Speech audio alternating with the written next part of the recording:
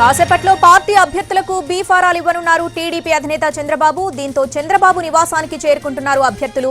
Be form తీసుకోవడానికి బాబు నివాసానికి వెళ్లారు గిడ్డి ఈశ్వరి. పాడేరు అభ్యర్థిగా ఉమామహేశ్వర నాయుడును ప్రకటించింది అధిష్టానం. ఆయన అభ్యర్థిత్వంపై వ్యతిరేకత రావడంతో గిడ్డి ఈశ్వరికే టికెట్ ఇవ్వనుంది టీడీపీ. మరోవైపు అనపర్తి టికెట్పై క్లారిటీ రాకపోవడంతో దెందులూరు బీ ఫారం పెండింగ్ లో పెట్టింది. బీ ఫారం తీసుకోవడానికి రావద్దని చింతమనేనికి సమాచారం ఇచ్చింది టీడీపీ. అటు అనపర్తి బీజేపీ అభ్యర్థిగా నల్లమిల్లి రామకృష్ణారెడ్డి బరిలో ఉంటారని తెలుస్తోంది. మడకసిర, ఉండి, సూళ్లూరుపేట, మాడుగుల సెగ్మెంట్లలో అభ్యర్థులను మారుస్తారనే ప్రచారం జరుగుతోంది.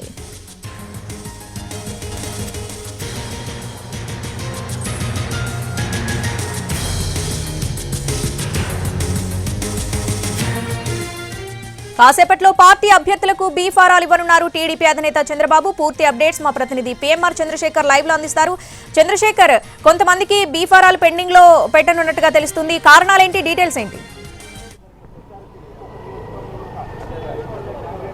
రైట్ శ్రావణి, అంటే కొన్ని సెగ్మెంట్లలో కొన్ని మార్పులు చేర్పులు చేసే అవకాశాలు ఉండడంతో ఆ బీఫామ్కి సంబంధించి కొంత పెండింగ్లో పెట్టే అవకాశం ఉన్నట్లుగా మనకి పార్టీ వర్గాల నుంచి అందుతున్న సమాచారం అది తెలుస్తుంది. సో ఓవరాల్గా 144 నియోజకవర్గాల్లో టీడీపీ పోటీ చేస్తుంది. 144 నియోజకవర్గాలు అలాగే 17 పార్లమెంట్ సెగ్మెంట్లకు సంబంధించిన అభ్యర్థులకి ఇవాళ చంద్రబాబు నాయుడు బీఫామ్ ఇచ్చే సూచనలు కనిపిస్తున్నాయి. అయితే వీళ్ళలో కొంతమంది ఎవరైతే కొన్ని చోట్ల కొన్ని స్థానాలకు సంబంధించి అభ్యర్థులను మారుస్తారో వాళ్ళకు సంబంధించిన వ్యవహారం మీద కొంత పెండింగ్ పెట్టే అవకాశం కనిపిస్తుంది. ప్రధానంగా చూసుకుంటా ఉంటే ఉండి, మడకసిర, సూళ్లూరుపేట, మాడుగుల, సో ఇటువంటి అంశాలకు సంబంధించి వీటిల్లో ఉండి, మాడుగుల, మడకసిర ఇటువంటి అంశాలకు సంబంధించి ఇటువంటి స్థానాలకు సంబంధించిన వ్యవహారంలో దాదాపు ఒక క్లారిటీ వచ్చేసింది.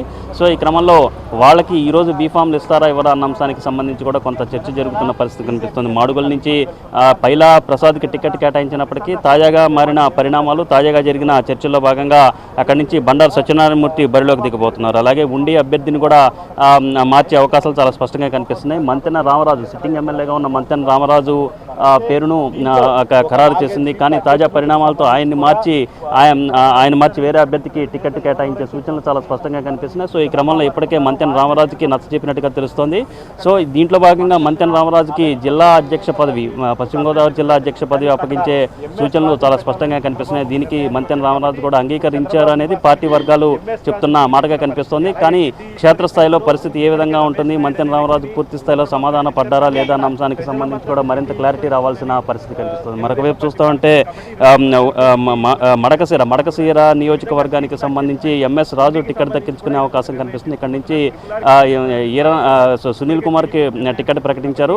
సో ఇప్పుడు అక్కడ తిప్పేస్వామి బలంగా వ్యతిరేకిస్తున్నారు. సో ఈ నేపథ్యంలో తిప్పేస్వామి సునీల్ కుమార్ కాకుండా వేరెవరి అభ్యర్థిత్వానైనా ఓకే చెప్తాను, సహకరిస్తానని చెప్పడంతో అక్కడ ఎంఎస్ రాజు పార్టీ ఎస్సీసెల్ విభాగానికి సంబంధించిన అధ్యక్షుడు ఎవరైతే ఉన్నారో ఎంఎస్ రాజుకు టికెట్ కేటాయించే అవకాశం చాలా స్పష్టంగా కనిపిస్తుంది. మరొక వైపు చూస్తామంటే చివరి నిమిషంలో దెందులూరు నియోజకవర్గానికి సంబంధించి కొంత ట్విస్ట్ ఇచ్చిన పరిస్థితి కనిపిస్తుంది. అనపర్తి నియోజకవర్గానికి సంబంధించిన క్లారిటీ రాకపోవడంతో ఉండి